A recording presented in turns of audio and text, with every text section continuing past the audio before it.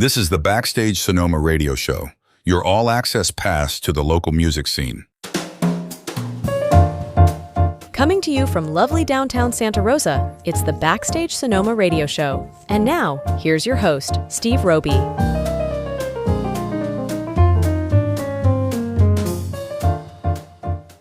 This is Backstage Sonoma, your all-access pass to the local music scene. I'm Steve Roby. Jazz guitarist and producer Adam Hawley is a top Billboard performer with 10 number one hits. He also holds a doctorate of musical arts from the University of Southern California and teaches at Musicians Institute, Chaffey College, and Saddleback College. In addition to these great accomplishments, Hawley is a very sought-after writer and producer who adds his distinct style to various artists' works. Adam will join me shortly to unpack it all, including info about his upcoming show at Blue Note in Napa. But first, let's get a sample of this true virtuoso of the strings music.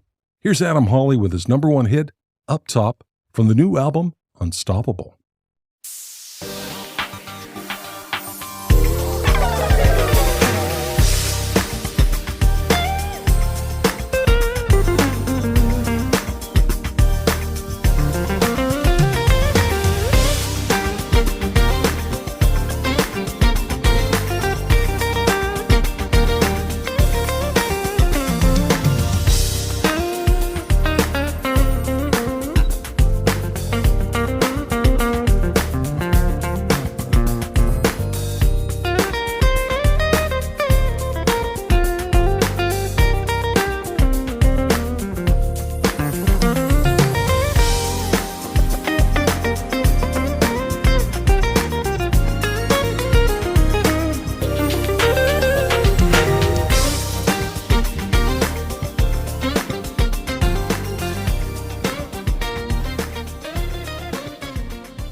Hey, Adam, welcome to the show. Hey, how's it going? Good. Hey, thanks so much for being here. Really appreciate it. My pleasure. Thank you for the invitation. With such a successful career, how did it all begin for you? And what inspired you to become a musician? I'm originally from Oregon and just always wanted to play the guitar. It just, somehow I was drawn to it. My parents aren't musicians, but they did have a record collection, vinyl records and cassettes, which were in vogue at the time. So somewhere in there, I heard the guitar and I got started pretty early. I started touring at the age of 11 or 12, believe it or not. I was in a bluegrass band. We toured all over Oregon and Washington. Later on, I had a blues rock band in high school. Same thing. We toured all over the Northwest. But really the big jump for me was moving to Los Angeles in 2002 to go to University of Southern California. And it really spurred on my career, had a great time there and started touring in short order. Was there an initial guitarist that kind of did it for you in the beginning, the early years? As I mentioned, especially my band in high school was blues rock. Originally, I was into all of the great blues artists, the Kings, B. King, Albert King, Freddie King, SRV, Jimi Hendrix. But actually, believe it or not, the drummer in my band, he made me a mixtape and it had Breezin' by George Benson on it. I had never heard it before. I could still remember I was driving through the country. I think I was 16. So this would have been, let me do the math real quick, 2001. And man, it just blew me away. I was like, this is just the most amazing thing I've heard. And that sent me down the path of getting into contemporary jazz. That's a perfect driving song, by the way, too. Oh, man. And I had no idea that it was several decades old. It sounded so fresh, so pristine. It's an incredible sounding record. And I thought, man, who is this guy? Did this just drop?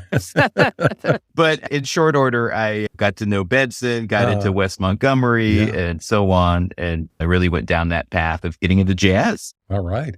Let's jump ahead a few years. Let's discuss your latest and sixth album, Unstoppable. It features several guest appearances and is doing very well on the charts. How did the project come together? I'm very excited about this album. As you said, album number 6, which is really wild to say. I'm coming up on my 10th year as a solo artist. And every time I make a new album, I look to just find some new sounds, find some new grooves. And fortunately, it's being really well received. As you mentioned, Up Top was a number one tune. The title track did really well. And just a few days ago, the third single just came out, which for me, it's the first time I've had a single that had a bit more of a Latin vibe. I'm really excited about that song. Mm-hmm. It's been received really well live. It's called Flyby. Already had a really great first week at radio. Yeah, I really, truly believe this is my best album yet. And it's been so much fun. I actually put together a completely new show this year in honor of the new record, and people are loving the new music. So I'm elated. Count me in that bunch too. I really love the record. Oh, appreciate it. Thank you. Adam, you sent over a few tracks from the new album to share with our listeners. And why don't we start out with one of the tracks you just mentioned? It's called Unstoppable, the title track. What's the backstory with this song? That song really spurred on the vibe of the album, obviously, because it's the title track. And yeah, it's a lot of fun. It's an upbeat tune. I've got a really great horn section on it that the horns were arranged by Michael Stever, who's a fantastic trumpet player. He toured. We met, actually, we were both working with Brian Culbertson back in 2014. And so I've been using him for a lot of horn arranging. He did an awesome job with it. So yeah, it's definitely got a upbeat, earth, wind, tower power type of vibe, at least with the horns and the energy. So yeah, speaking of putting a new show together, that's the song that I start my show with now. And it's a lot of fun. It's a great vibe. Well, cool. Let's listen to it now. This is the title track from the album Unstoppable. It's Adam Hawley, and you're listening to Cows FM.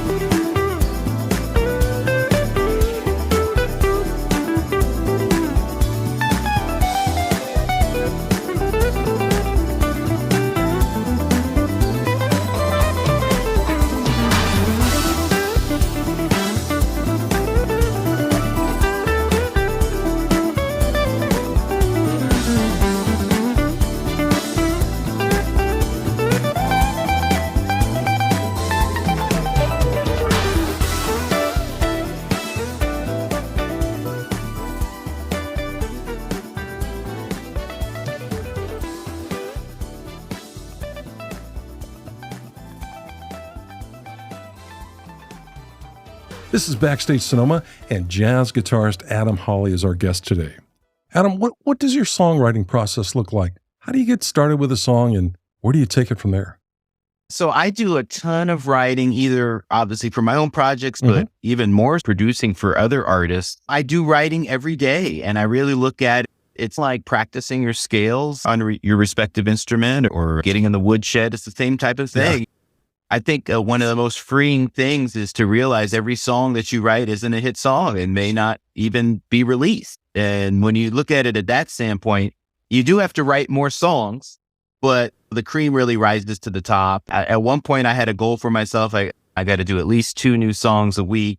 I think I'm still staying on that average, but it's so much fun. And I really enjoy the work I do as a producer with other artists because honestly, it feels like a magic trick every time. There's no song and all of a sudden there's a song. In fact, I had just that occurrence. Dave Koz reached out because I'm on one of his tours coming up. I'm going to be an artist on his Christmas tour. And so he said, hey, why don't we do a song together to promote the Christmas tour coming up? And so he came over to my studio and I had a track ready, but there was no melody yet. And after maybe 2 or 3 hours, we had a song. And then he came back a couple weeks later. We recorded all his saxes, and it's just so much fun pulling a rabbit out of the hat. Yeah. And that one was really, it came together quick and it's coming out fast. That song's coming out in September. I never get tired of the process. It's exciting every time.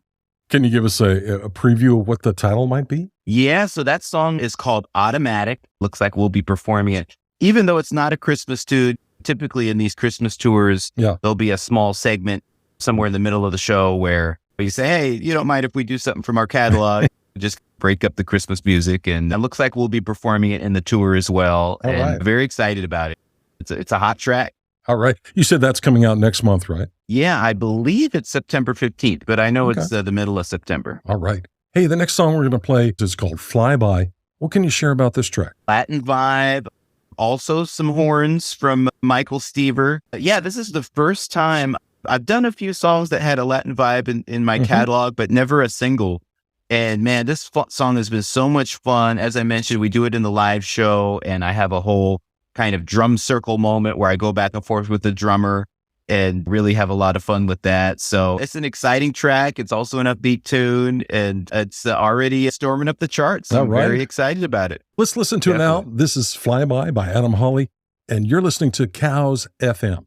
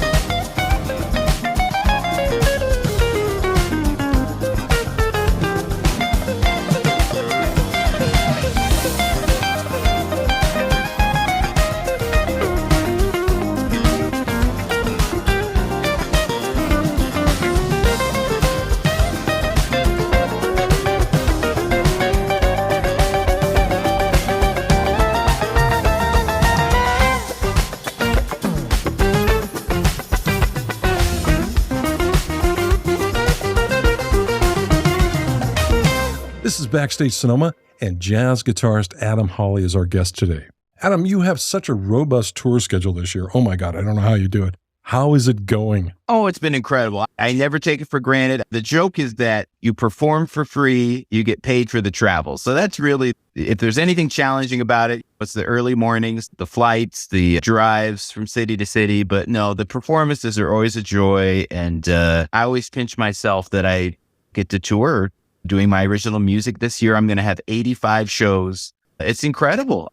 I never take it for granted. We've been having great turnouts all over the country, all over the world. We had a 30-day run in Europe earlier this year, and we're going back to Europe in September. Yeah, we're having so much fun, and I'm just thankful for all the support out there from all the incredible fans. Absolutely. What do you enjoy most about performing live, and how do you prepare for a show? What's really awesome now, as I mentioned, I'm coming up on my 10th year of touring, and people really, they have their favorite tunes. They ask for them.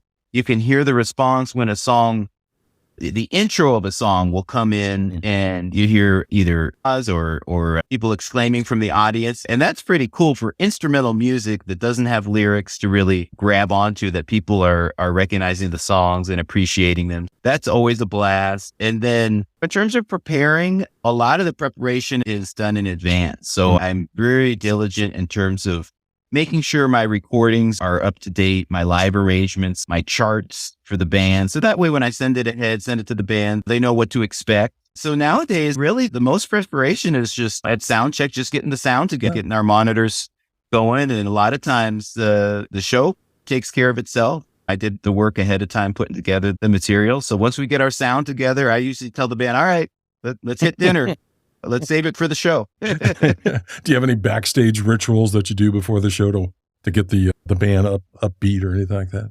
That's the main thing, really, is it's not so much a ritual, but yeah, you just want a relaxed vibe. Like I said, save it for the gig. So I try not to overdo it at sound check. Let's save our energy. Yeah, there's nothing too particular. Probably my wife, she tours with me and she's a vocalist, so she has much more of a set routine. She's got to have her tea and honey. She does her vocal warm-ups. But for me, I don't really warm up too much. I haven't really needed to do that over my career. And it's really, just having a relaxed vibe, and don't eat too much before the show. That's a big one.